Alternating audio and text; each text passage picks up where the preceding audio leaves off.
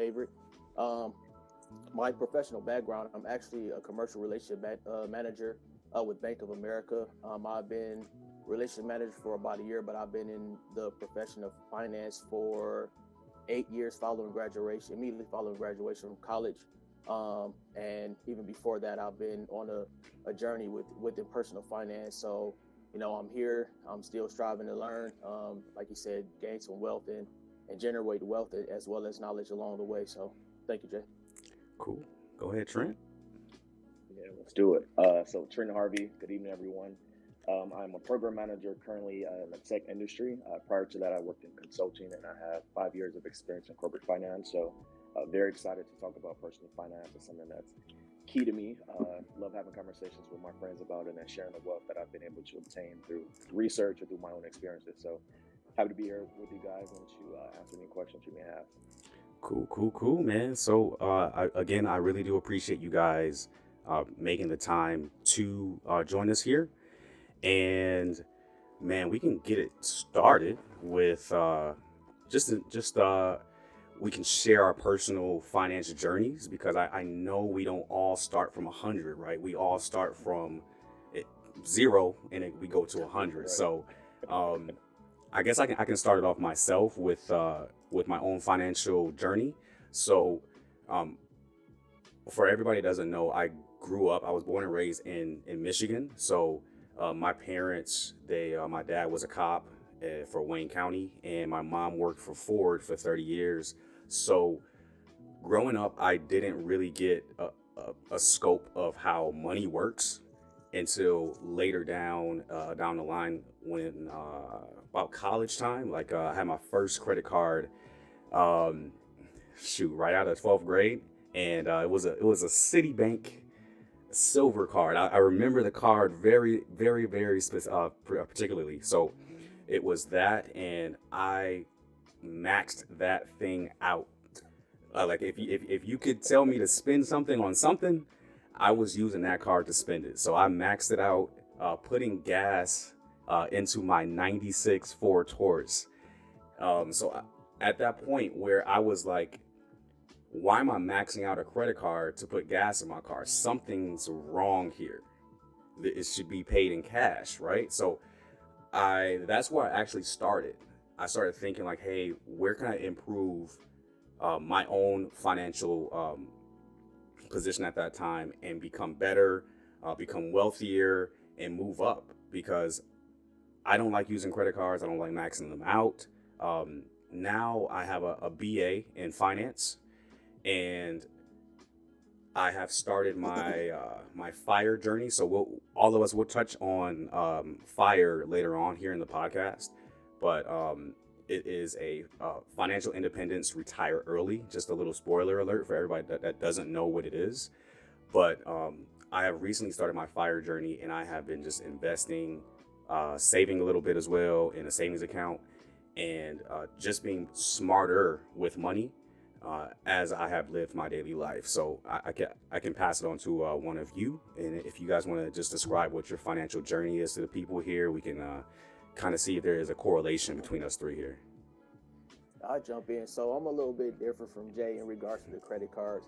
So in my 12th grade year in high school, I actually had an economics teacher, and he put an emphasis on not getting credit cards right out of high school because he said that those credit card companies are there to deceive you and get you to max your credit cards out and pay astronomical amounts of interest rates.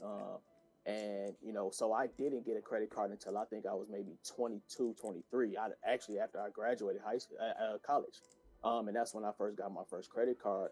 But that 12th grade year, and that teacher pretty much got me. And I'm sorry, I grew up in Detroit, Michigan, single parent home with my mother, and finance wasn't a big topic at all. But that 12th grade year and him speaking on those topics, having us do a project in regards to stocks and things of that nature, which really drove my interest in, getting into finance and understanding how the stock market works, how credit works, how debt savings and all of that works in the 12th grade, which kind of pushed my career into finance where I am now and my studies. But yeah, I kind of did a little different regarding the credit cards. I didn't get one until, like I said, 22, 23. And at that point in time, I understood not to max them out and things of that nature. And I had one, only one for some years until I started really getting more of them. I'm a proponent of credit cards if you know how to manage it. It's all about debt management and risk and risk management. But I'm a proponent of it because there are some benefits to having credit cards and things of that nature. And I'm pretty sure we'll later on talk about that good debt versus bad debt. We'll hit touch bases on that. So go ahead, Trent. Yeah, so I'm born and raised suburbs of Chicago. Pretty large family. I have five siblings. Um, I'm a first generation college student, so I think like you guys, a lot of this information was new to me as I went through college and learned more about economics, learning about investments and savings. So I didn't really have that background. Like Jay, I had a credit card right out of high school. I had a few actually, like really good credit limits too. So I was like, all right, I don't know if this right, but like I'm gonna spend it. So very quickly, like accumulated a bunch of debt, that I had to figure out. And I think that was a turning point for me as well. Like this is a lot of debt. I don't know how I'm gonna pay it off. So, went to school, got my first job, and a lot of people, you get a new job, and like as your income increases, like your expenses also increase. So you get a new car, right? You get a better apartment. You elevate yourself, and so like you don't really see the difference in your income. And that was me. So I'm like, all right, like how am I gonna like pay off this debt? Because I'm still trying to live this life. I still want to travel with my friends. I want to do all these things, and so I think that's when it really clicked for me, and I had to be more intentional on like how I'm budgeting, spending, and investing my money. So that's when my journey began. Cool, man. Man, see? So we've all had those different journeys with credit cards, and they have either treated us very well, or or treated us negatively. So I wanted to kind of segue into why personal finance is so important, and it goes hand in hand with also the lack of financial literacy in the minority household. So it can be you can be Asian, Hispanic, Black, or whatever. But in the minority household, money is referred to as something like it's taboo. Like no one really speaks about money or how important it is or how it works. So I want to ask you two, why do you think personal finance is so important? I'll start. Yeah. Personal finance to me is important because it not only allows you to attain more out of life, those things that you want, not only your necessities but also your wants, and it just gives you a better understanding of how the world works. The world in itself is a business. And if you understand that in itself, and have a foundation on that of how the world works, um, personal finance will become just as important as to how you focus on how the world revolves. And that's really how I look at it. If as Jay-Z said, I'm a business. I'm not a businessman. I'm a businessman because you are essentially your brand is to be a business. And if you look at it that way, and you scale yourself, personally in regards to finance, those things will come in the attainment of that generational wealth, which I'm a big proponent of, because I didn't come from that. That's my biggest focus now is to really try to gain that understanding of that foundation of generational wealth. So that's really why that personal finance journey is important to me. Cool. Yeah, I'll just add too that a lot of people, as you think about like people who work in the industry, right? So if you have a job, right, you're an employee.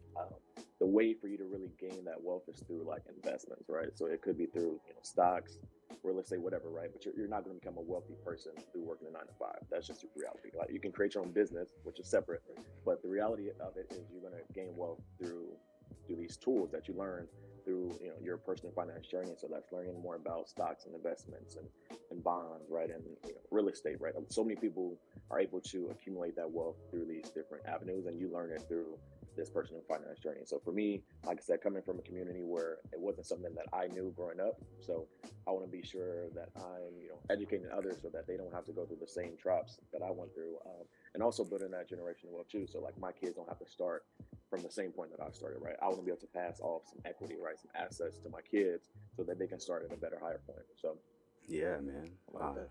I love that, man. You guys really Yeah. provide some great feedback. Take that note. Yeah. Yeah. For myself, man, to be honest with you, it's my my fuel for for financial for personal finance being so important is not working for anybody anymore. So my fuel is financial independence and then retiring early. So when I heard about the term, I was like, wait, there's a term for that? Because I was thinking it. I was like, I wanna retire about the age of 40. And I just need guidance. And I went to YouTube and I was like, let me retire early. And they popped up with like a few different financial YouTube channels like My Rich Journey or some other people that I follow now. They have consistently been making videos about retiring early, and that just planted a seed in my head. I'm like, wait, so if I use my money in the right way, I'll never have to work for anybody, and I can, if I invest, whether it's in stocks, um, crypto, real estate, you can acquire those assets, and then you can see them just grow with a compound interest, and then you can be like, hey, as long as I meet my fire number in in my financial in my investment portfolio, I will never have to work for anybody ever again. So that was my fuel, and that's why I think personal finance is so important. And the majority of people that are watching or listening to this won't really, they're too distracted by social media or other things to really focus on the future, because you don't want to be 60 years old being a greeter at a supermarket, right? You want to eventually stop working because you physically will not be able to work past a certain age. So you got to have that money, that reserve, ready to be like, hey, I have 1.5 million in my investment portfolio. If I take out 50 grand, I should be good for the rest of my life, because we'll explain it later. We'll explain how all that stuff works later, but personal finance is super duper important, because it is your life that you are financially planning for. So you have to do that in the right way. And we can definitely hit on the next topic and just segue into investing. So I don't know if this is a topic that Dale, if you're able to comment on in any capacity, but investing is the key to financial independence, period. So, do you guys have any experience with investing? Like, it doesn't matter if it's crypto, stocks, index funds, REITs, options, or just like a high yield savings account. Like, how do you guys usually like to look at investing? So yeah, I don't mind. I can speak on it, some information higher level. I'm kind of just to let everyone know, I'm kind of restricted on what I can speak on being licensed. But yeah, in regards to my personal journey in regards to investing, I am within. I do have a brokerage account that I use to invest in stocks. I also dabble in crypto. I've looked into REITs as well. So there are a few things that I actually dabble in. High yield interest rate, high yield interest savings accounts. I have those, which is more so for my savings and my emergency fund.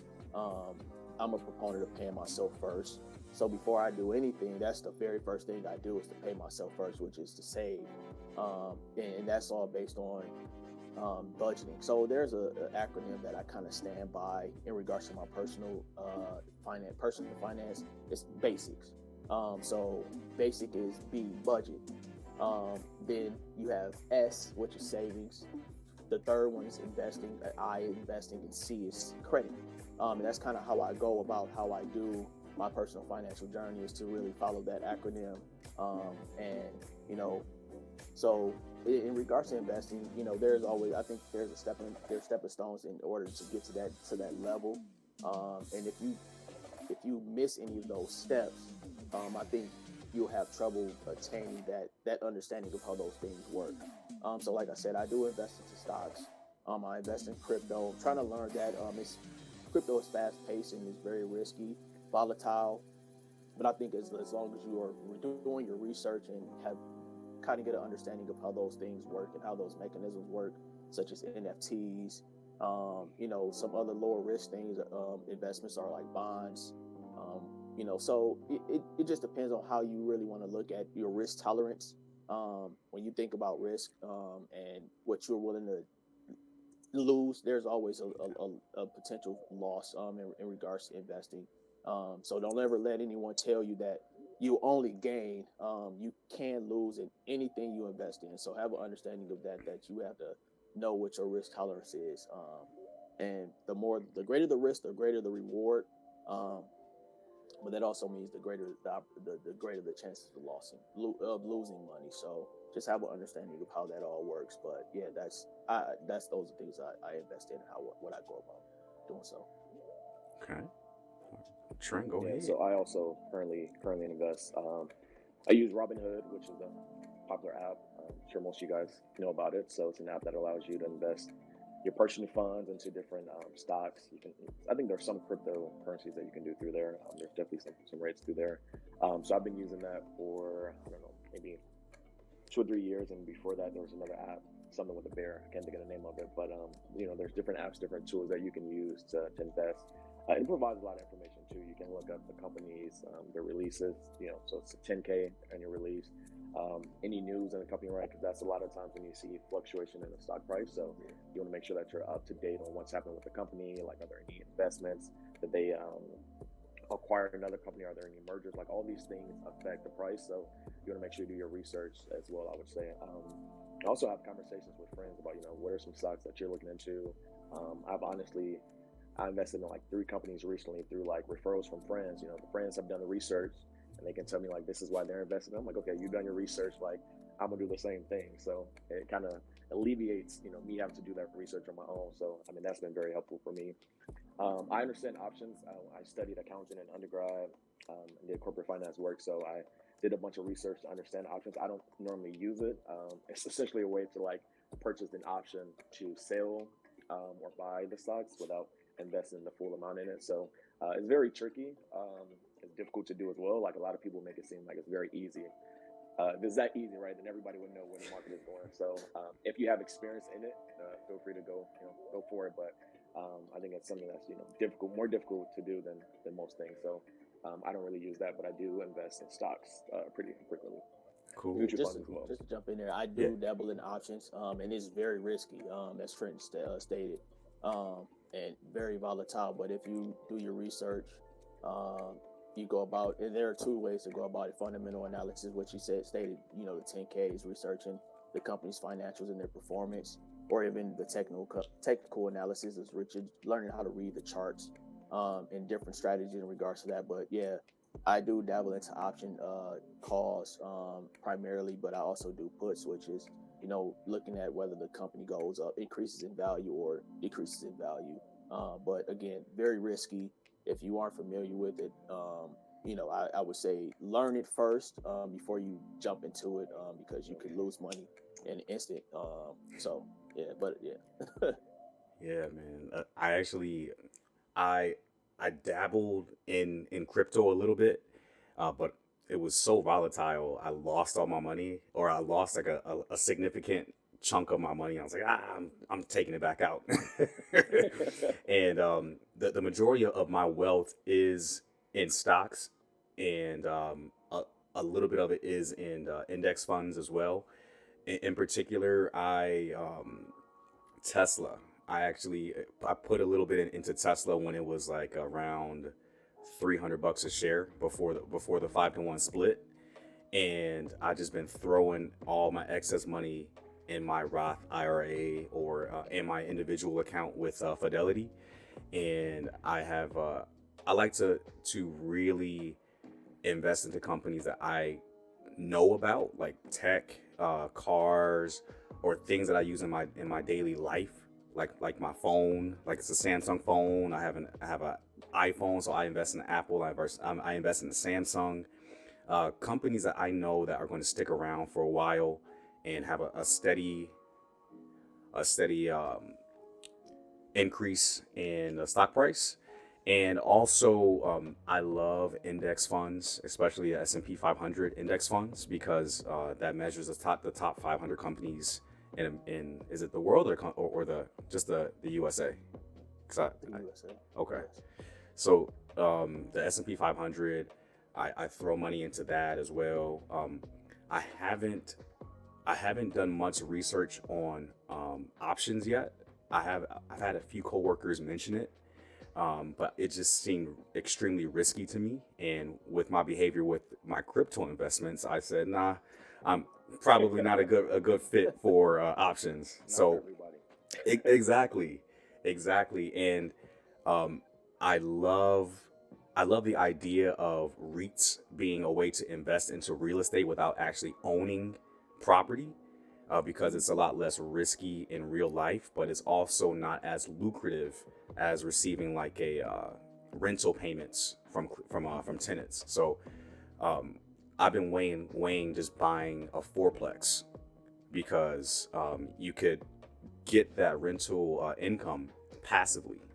So you're just sitting there, and I believe I read that you have to occupy one of the units in order to have a 2 to 5% down payment on a mortgage. Otherwise, if you end up renting out all 4 units, you have to pay, I think it's like 20% down on the mortgage. So the free game there for anybody that wasn't listening is that you can live mortgage free if you want to buy a fourplex and you put the 2 to 5% down on your mortgage.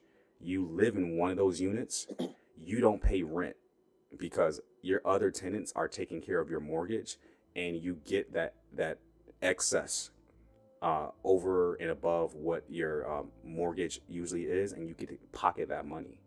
So you can live for free, and you can make money just by existing, just passively. So um, I've looked at that as well. As far as savings accounts, I have two, but they're that's not really where any major amount of money goes for me. So it may be like a couple hundred here and there I may throw in there, but the majority of my wealth, I just throw everything that I have into the stock market just so I can see it grow, because that compound interest is real. It's real, and you can calculate. If you go to bankrate.com, they actually have an investment calculator that if you set a goal for your investment portfolio, and you set the length of time you want to achieve that goal, it actually gives you an amount of money that you have to invest every single either it's monthly or biweekly to reach that goal. So it's not impossible to retire early or attain financial independence. You just have to plan for it, and that's the biggest thing in life, period. Whether it's real life stuff like getting married, having kids, or what have you, you have to plan for that stuff. You can't just have a kid and expect uh, the kid to be okay with well, they'll be okay, but as far as like financial, taking care of the kid, buying diapers and things, you have to plan for that stuff. Save some money for them. Open a 529 for the education. Man, it's crazy. It's crazy the amount of information that we did not receive coming up, that we have to go through these difficult financial times, either using credit cards or misusing credit cards, um, just blowing money on the weekends at bars and things and hanging out. Just looking at that stuff now and looking back, there was a lot of money wasted. So going forward, you have to really, really understand where your money goes, because you're literally exchanging time for money when you go to your job, whether you're salaried or whether you're hourly. Because the salary people, we work way more than 40 hours a week. I promise you that. So, uh, 100%. yeah, yeah. So you don't want to like blow all of your hard-earned money on stuff that doesn't really matter for your future. So, man, um, shoot, you guys want to talk about Let me anything jump in else? there. Yeah, I yeah. like how you talked about the housing, the real estate investing. With the terminology, which I learned not too long ago, and I wish I knew this back when I was in college and living on campus, is actually house hacking, which allows you to buy a fourplex or a multi unit, 3, 4, up to 4 units of real estate with an FHA loan, which allows you to put down 3.5% of your money, as opposed to investing in it as a investment property, which you have to then put down 20%. So yes, that is definitely a way to get into real estate investing, which I've actually been looking into to try to utilize that. Like you said, you have to stay there at least 1 year in order to utilize the FHA and the 3.5 down payment. But yeah, that's definitely a good way to get into real estate investing. If you have the opportunity to utilize one of those units, as opposed to having your own dwelling or home, so a single family home. So that is a good way. So yeah, I like that you touched bases on that. Yeah, for sure. Does that apply to just first time home buyers, or is that? So FHA, you can use FHA anytime you get a home. So if you move out, you can get FHA again. So it doesn't end or it doesn't stop. But as long as you utilize that unit, or at least one of the units, for a year, you can do it. So okay.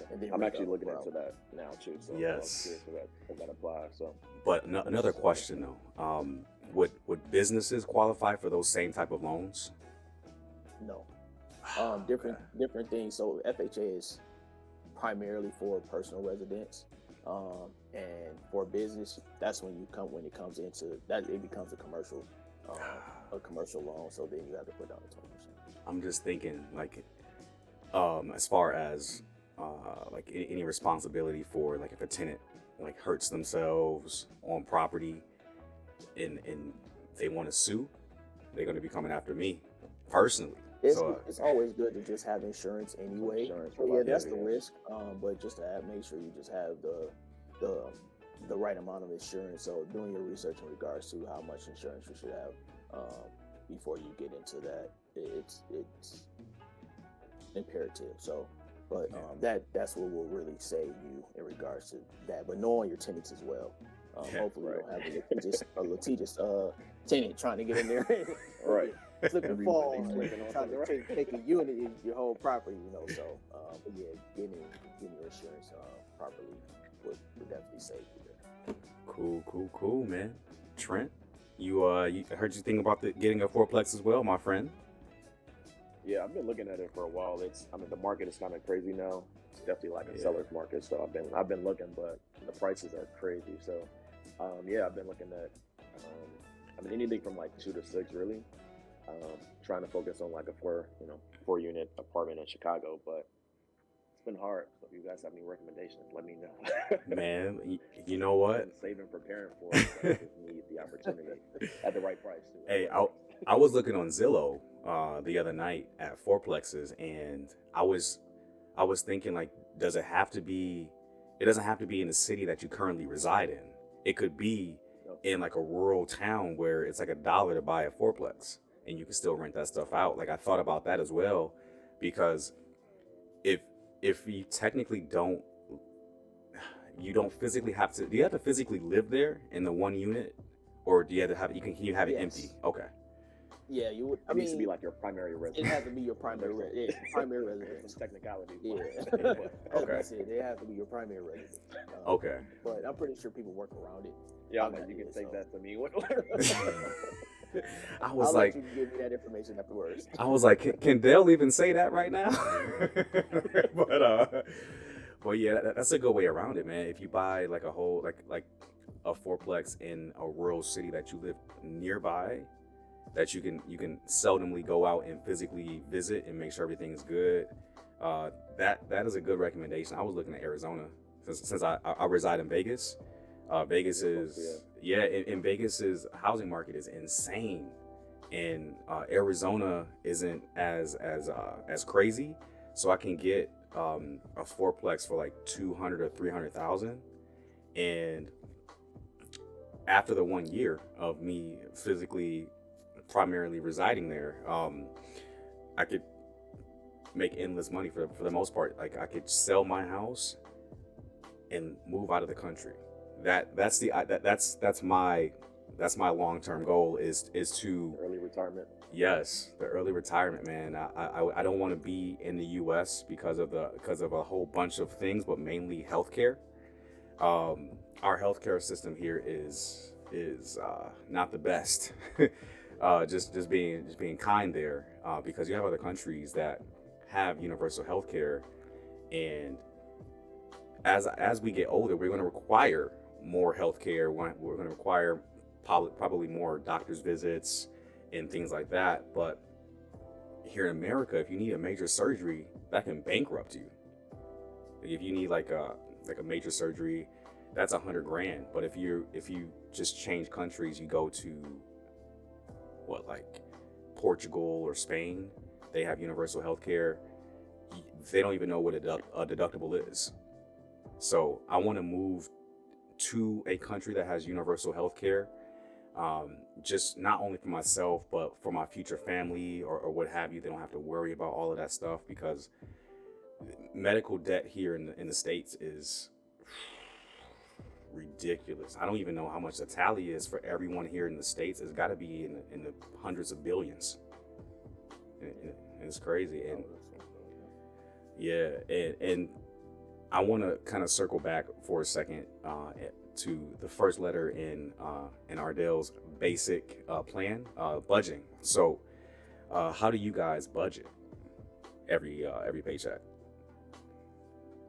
So as I stated earlier, I pay myself first. So that's really the way the best way to really budget for me was learning to pay myself first.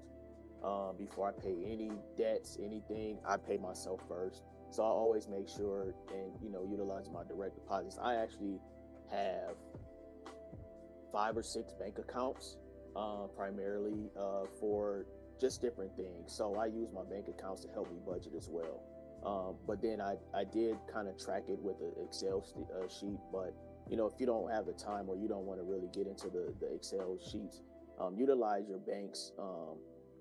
And utilize credit unions, banks to be able to budget your money.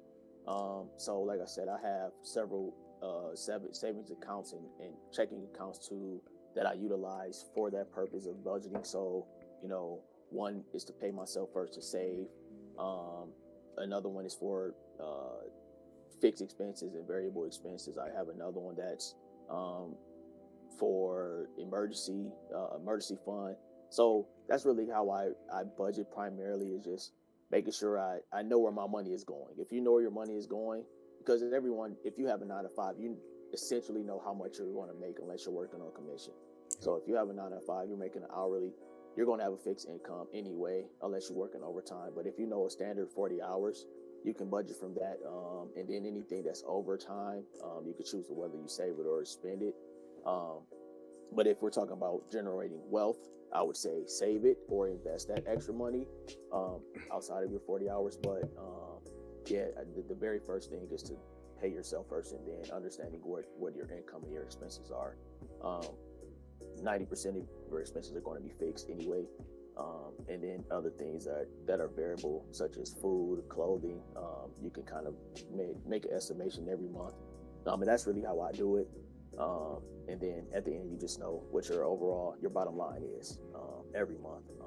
So that's really what the way I go about it. It's really just dividing up amongst my accounts and then going from there. Cool. Do you use That's an interesting way. Do you use spreadsheets? Interesting way to use the my bad, Jeff. Oh, you good. It's just one of the downsides of exactly. online video. Virtual. Yeah. Dale, do you use spreadsheets to keep track of all that stuff? So I do. So I have a spreadsheet, and I follow it here and there, but I'm not a stickler for it as I was before. Because like I said, I use my bank accounts to kind of track that. I check my accounts regularly. One for just fraud, but then also just to know what's going on and what's coming in. So as long as you have a way of tracking your inflows and outflows, you should be able to maintain a budget. And that's really what it is. It's just really being able to manage money management to an extent. So yeah. So I do have a spreadsheet, which you can find on Excel. Excel has spreadsheets. There are some apps that you can utilize, to help you budget. But yeah, there are ways to go around about it though. Okay. All right. Trent, go ahead.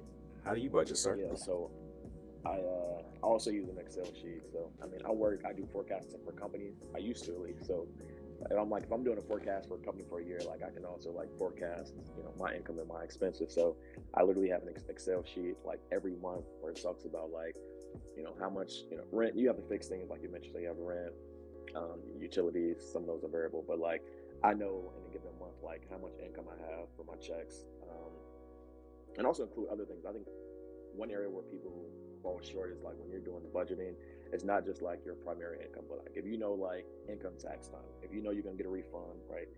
Put in some sort of estimate for that. Like generally speaking, like you may get the same amount every year. So add that. If you know you're gonna get an additional check for whatever it could be, right? It could be related to like stimulus checks or bonuses, right? Like all of those should be included in your budget. And then expenses. If you know in June you take a trip every year with your family, like make sure you budget for that. So make sure you account again for all the inflows and outflows. So yeah, I have an Excel sheet that I use. I use it more in the beginning of the year, and then once I get a good routine and I understand like at the end of the month like where I'm at, I don't use it as much because I kind of at that point got to know what's happening.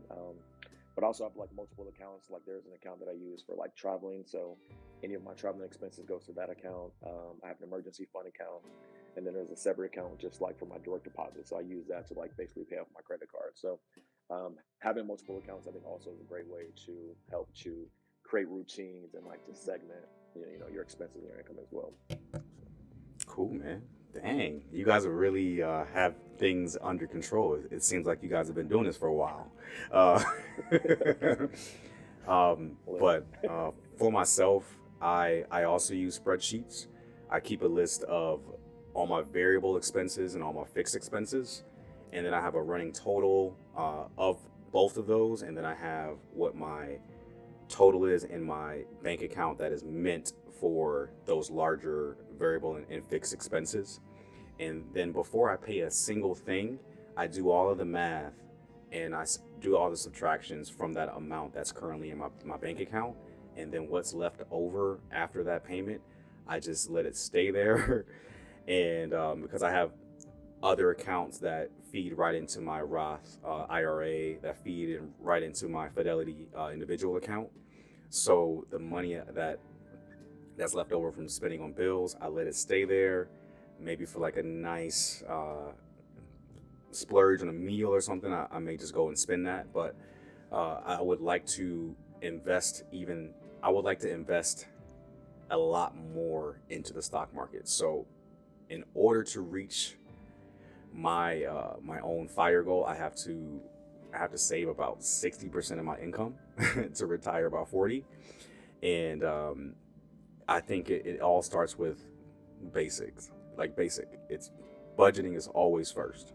And like Adrell said, you have to pay yourself first.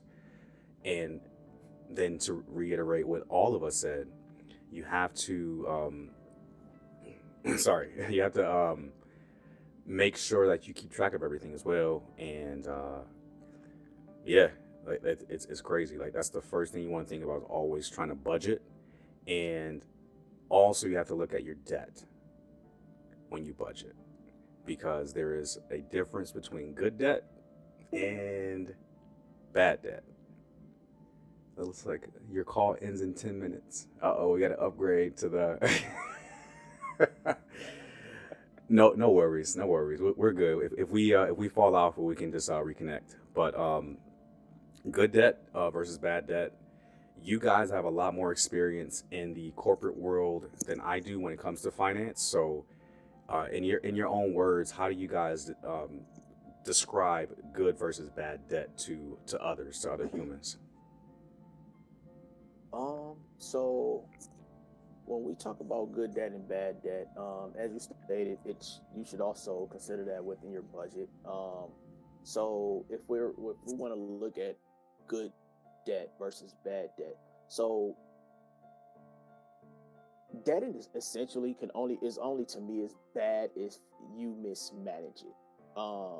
So if you're using credit cards and you're maxing them out, then it becomes bad debt. If you have a home and you're late on your payment, you have a mortgage, you're late on your payments, or auto loan, you're late on your payments, that becomes bad debt, because those are things that are necessities. A home and a vehicle, depending on your geographical location, those are necessities. Well, a home anyway, but a car becomes a necessity. So debt to me only becomes bad depending on how you utilize it and how you mismanage it. So like I said, credit cards for me, there are benefits to it. One, it helps you. It can be a tool to help you budget and manage your money. But then when you talk about cash rewards, points, and things of that nature, those are benefits to what you're going to spend anyway.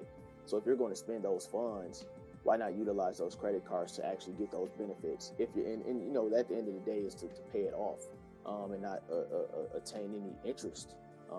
But if you can maintain and manage that with your credit cards, it to me, it no longer becomes bad debt. It turns to good debt. Auto loan, if you pay it on time, it's good debt. So I think depending on how you manage that debt in itself depends on what makes it good or bad. But then when you talk about good debt overall, though, is if you are taking, like we mentioned, house hacking, taking a mortgage for a multi-unit and utilizing that to generate wealth.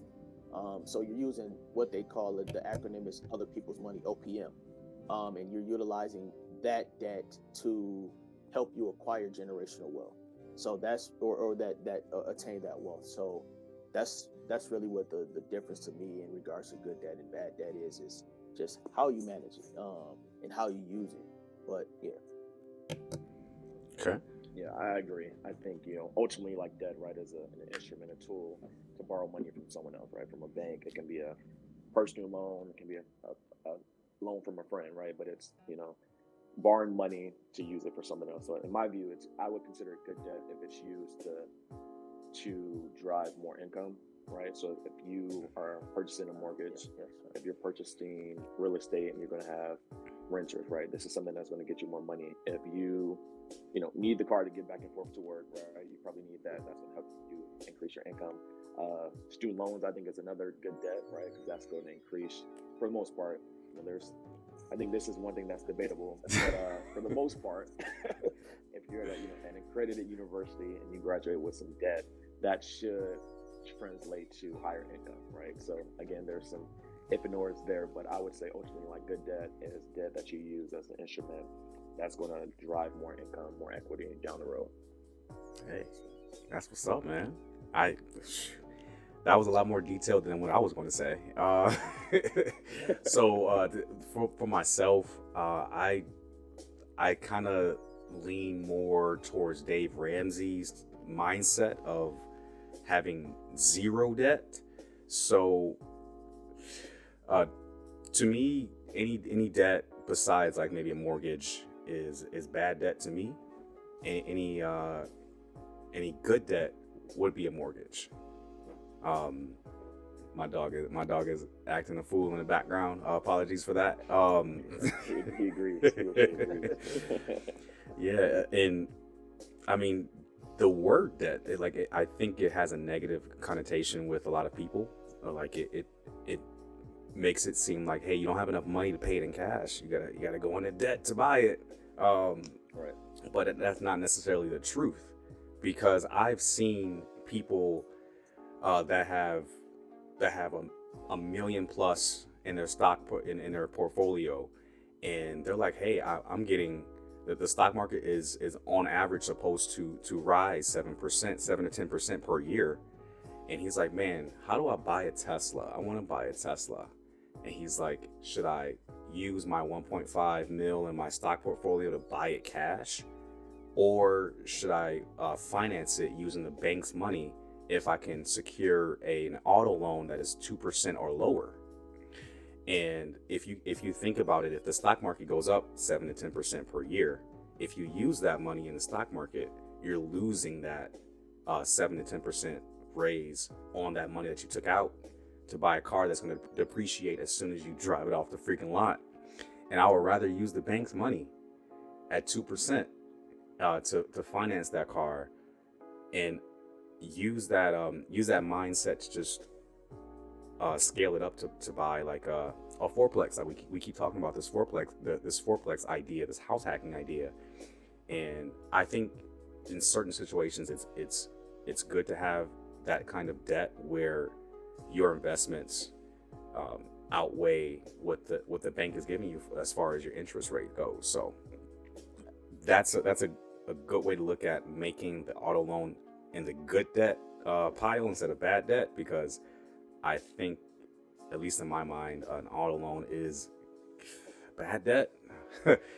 But it is what it is. But man, we only have a few more minutes here. Don't want to take up too much I of mean, your I guess you guys' can make time. an auto loan good then if you utilize, start using Turo or hire a So car. yeah, You make and an you get asset, income. so That's true. That's a big brain idea right there, man. I know a lot of people that are doing that, and Yep. it's becoming pretty lucrative for them. You just, for anyone that is listening or watching this, like, weigh those risks on your own. Do your own research, because Turo, there have been bad experiences with Turo and also great ones, and we see the majority bad ones, because the good ones, they don't really make YouTube videos or leave reviews, so just do your homework and weigh those pros and cons for using your car on Turo or any other thing that is like Turo. So let's hit on the final thing.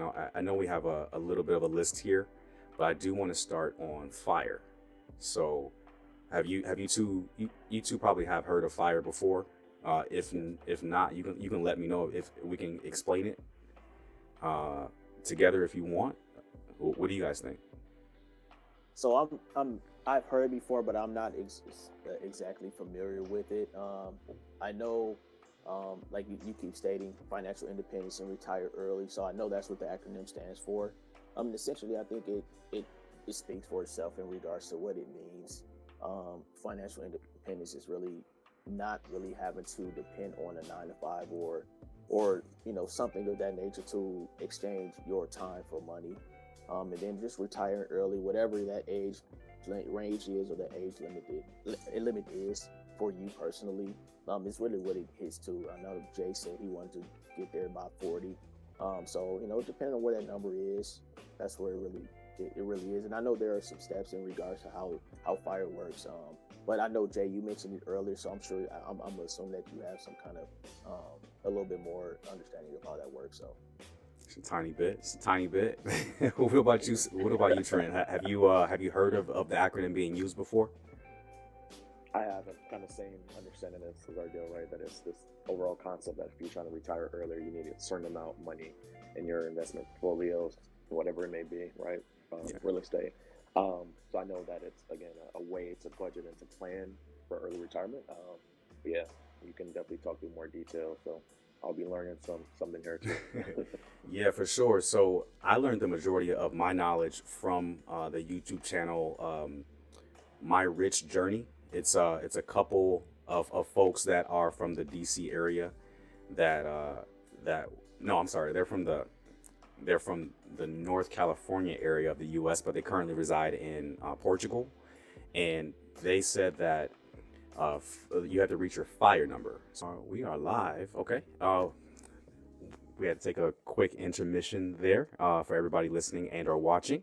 So we left off talking about F.I.R.E. So F.I.R.E. stands for F.I.R.E. stands for F.I.R.E. F.I.R.E. stands for Financial Independence, Retire Early. And it is fueled by what people are calling the F.I.R.E. number. So what the F.I.R.E. number is, it is your yearly expenses, what you project that you will be spending yearly after retirement. So it's for myself, my F.I.R.E. number, my starting F.I.R.E. number was 40 grand. That's what I calculated, what I would be spending after retirement. So you have to multiply that by 25. So if you do the math, 40 grand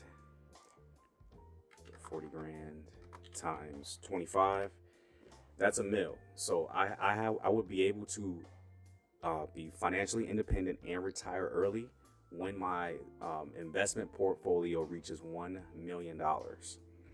And you can achieve your F.I.R.E. number either through investing in the stock market, real estate, or what have you, like a side hustle, anything that you can use to create another stream of income that you can apply to the stock market. You can just throw money at it, make more intelligent investments, go with mutual funds, or index funds if you don't really like to invest in individual companies. And over time, you'll see that portfolio increase. And once you hit that FIRE number, you can put in your 2 weeks and peace. You can just say, hey, I never have to work again.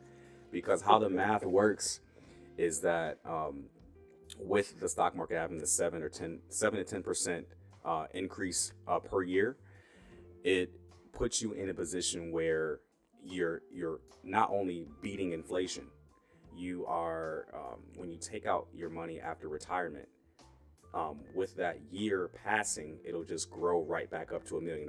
So you technically and mathematically will never run out of money if you just continue taking out that 40K or what have you, whatever your original FIRE number was. If you take that out every single year, it'll just rebuild itself back up to what it's supposed to be. So you can live forever off of your FIRE number. And that's it. Shoot. Are you guys pressed for time? I got a quick follow-up question.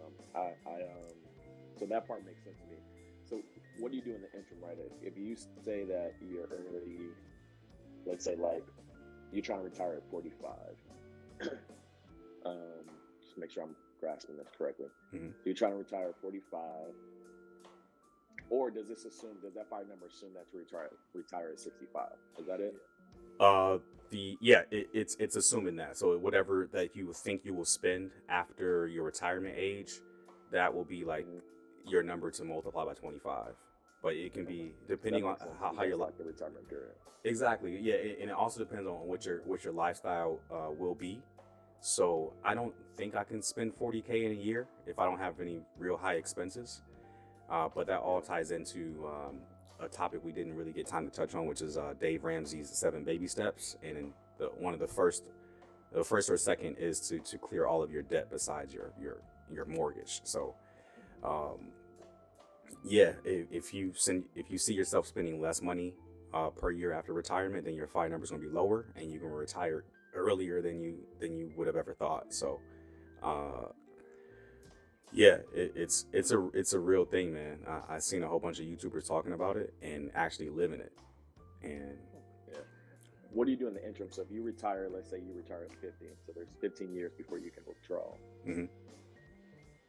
Is this suggesting that you withdraw from your retirement, or is it saying that you would have other streams of income to hold you down until you actually retire? So what they have said that they just put money into their individual account, not their Roth IRA or their 401k, so they don't have any penalties if they withdraw it earlier. Okay. But they didn't speak about any capital gains tax, but I assume that you'll pay a capital gains tax when you withdraw it, but they never talk about it. So are we the first to talk about it? Because every YouTuber, whenever they post a video about something like that, they think they only mention the pros, and they don't really focus on or even touch on the cons. So if we're talking about that, capital gains, you would have to probably take out a little bit more. So you would have to just increase your FIRE number accordingly to what you can estimate what the capital gains tax will be. So yeah. Right. Makes sense. Yeah. That's a cool concept. I was just trying to think through what that means when you actually retire early, because you wouldn't take out the money at that point, but maybe you do. Yeah. And you just account for those capital gains and the taxes. So yeah. So I guess my understanding is it's just basically maintaining a minimum of $1 million for the duration during that time of 25 years and following your retirement age. Yep. And once you reach that retirement age, go ahead. I'm sorry. Go ahead. Oh, no. So when you take your, like you said, your 40,000 out, if you maintain your retirement account, your money should, based on compound interest, should accumulate again back to where that original million was. So Correct. every year it'll be $1 million. Yeah. up until 65 and throughout. So okay, I got you. Okay. Yeah, and then after 65, man, you can you'll be filthier rich because you can you can take out everything without penalty. So if you have a Yeah. pension, you can get your pension. If you have Social Security, if it even survives by the time we get to 65, Yeah, that's you get to have that. You get a 401k, you get to withdraw that. If you get a Roth, you can take that out. Oh man, like I think that the real race is having enough money till you reach 65. Yeah. That's the real race. yeah. So yeah, yeah, for sure, man. Like shoot, I'm trying to think of anything we can hit on really quickly that wouldn't take up too much more time. I mean, so since you talked about like you keep touching base and mentioning Roths and 401ks, it's so a lot of times people are people talk about those two investment vehicles as more as of a savings account, and I dislike that because it's not, because there is risk associated with the 401k and IRA, because it is attached primarily to the stock market. So stock market goes up and it goes down. So don't just, there are, depending on what kind of investment product your 401k or IRA utilizes. Sometimes there are floors, so a minimum of what you can lose. But if that isn't the case, just understand that those are not savings vehicles; they are investment vehicles. So there is risk associated with it. But I would say utilize those if you are with a company that matches your 401k. So if you can get that, it is essentially free money, unless yeah. you withdraw it. So it is free money. So if your company does 5% match, 6% match, whatever, um, utilize it as best you can. That helps you get free money as long as you're employed with them. Yeah, And if you have it in there until you retire, I mean, if you work for them with them until 65, that's a lot of money to be gained. It doubles your money, triples your money. yeah, So definitely utilize that tool. So yeah. Compound interest is going to be my best friend, or all of our best yeah, friends. If we play our Yeah. cards right and make sure that our finances are looking right every single paycheck. So, yeah. man, I four agree. one, I'm a yeah, big person. Like Trent said earlier, the more you make, the more higher your expenses get. It's like the more I increase in wealth or in income, I actually like to spend less. I don't know. I'm the opposite. I like to spend less. I'm like, look, I like to see my stuff increase. Now I want to see it increase. It's not. Now it's a game. Like, how do I increase it? So, seeing a bigger number, but. Yeah, that's A good quality. You're unique in that. Most yeah, people are the opposite. yeah, I know. yeah. Most people It's like I'm like, gonna spend. yeah, and that's a good way to do it. Like just kind of being frugal, a lot more frugal with your money, and when your income rises, it's a good idea to keep your lifestyle the same, or even less. If you can find corners to cut that doesn't cut the bone, cut it. So if we all play our financial cards right, we can all retire. All three of us, we can retire a lot earlier than 65, and it's already in the works because we have very great financial minds. We're numbers guys, and we can see where this stuff goes. So, are there any closing remarks before we close out this podcast episode officially? My thing is, hey, look, maintain that financial journey. If you haven't started it, start it as early as possible.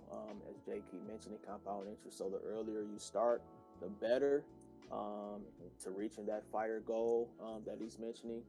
And look, just like I said, I follow that pay yourself first. The basics: budget, save, invest, credit. Put that credit at the end if you have to, but make sure you know how to manage your money and know your risk tolerance. There is emotion into investing, but if you take the emotion out, you will gain a lot more in a shorter period of time than you will lose. So that's just my thing. And I'll just say, as you're on this personal finance journey, to make sure you're utilizing all the different resources. There's a plethora of YouTube videos you can find. There's books, there's podcasts. I mean, there's literally anywhere you can find information on, tips and techniques to increase your wealth. So make sure you're checking out those and think about your financial journey as like a long-term play. I think a lot of people think about these quick wins. I'm gonna put in money into the stock market and get it out tomorrow. But like, think about it as a long-term play as you think about retirement and that FIRE number. Yes, yes, yes. Please don't use your investment accounts as savings accounts. Just like just like Adrell said, please think about the long term.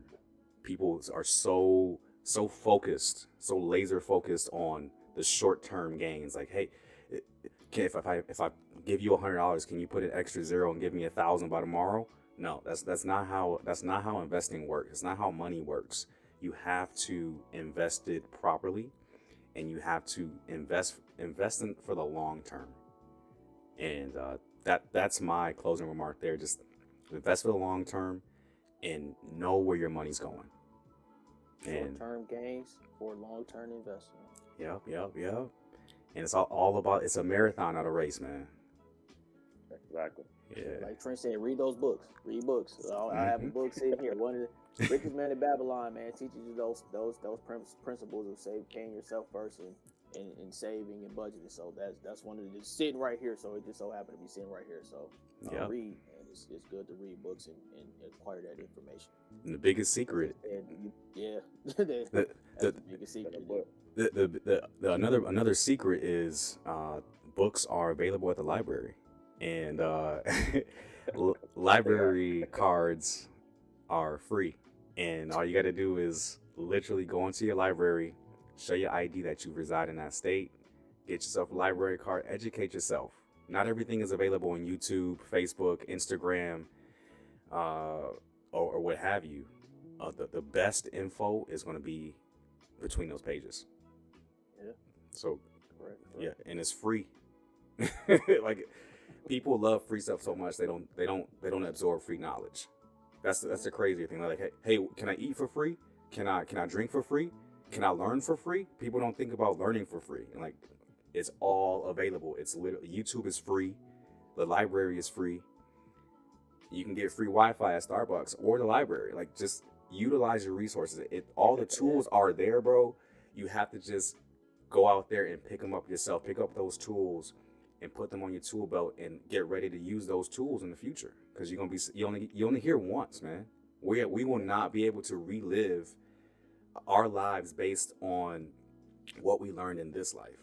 So we have to learn as much as we can right now, so we can finish our lives in grace and feel good about it, and we're not hampered financially because we didn't prepare up until that point. So please prepare yourself, everybody, because hyperinflation is coming just because of the pandemic.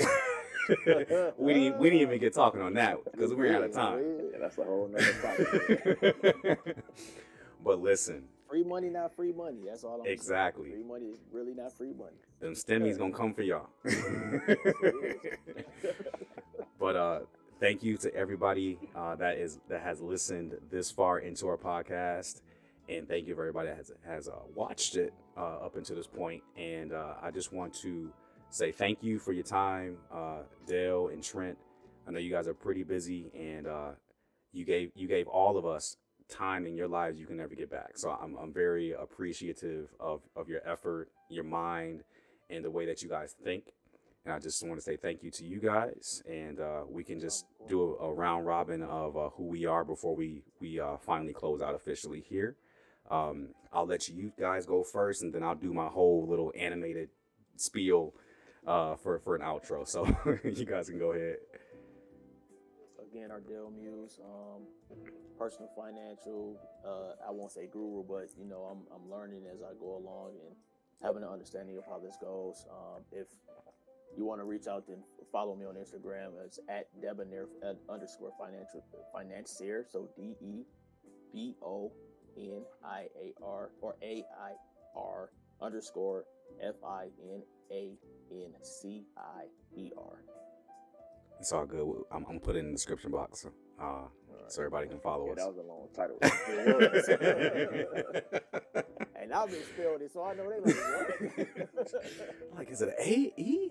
Underscore? Where's the underscore? Go ahead, Trent.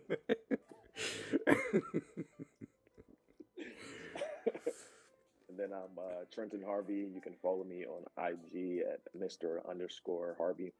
I'm, just like you guys on this financial journey. So if you have questions or concerns, have any tips, I'm open to those as well. We're all trying to learn and grow and become better. So thanks again, Jay, for having us. Yes, sir. Cool. And everybody should know that my dog is so cute. He's like right here. Thank you guys for everything. And again, my name is Las Vegas Jay. Please subscribe if you're not subscribed already. And I'm also co-host of the Culture Exchange podcast, available on Spotify, Apple Podcasts, Google Podcasts, Podcast, and Podcast. So thank you guys for listening to this and watching. And stay tuned for more finance stuff. And get your money right, everybody. Get your money right. Free info, free video. That's all y'all get today. Thank you guys so much. All right.